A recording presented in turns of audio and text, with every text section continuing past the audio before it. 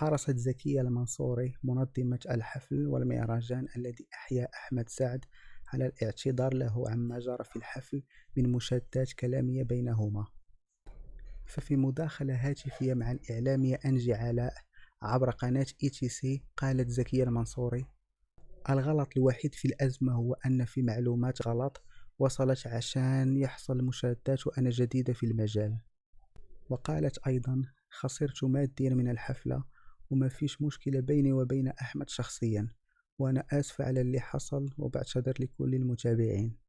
فيما يتعلق بإفشائها أجر أحمد سعد، علقت أنها كانت تتكلم عن التكلفة الإجمالية للحفل وليس أجر أحمد سعد.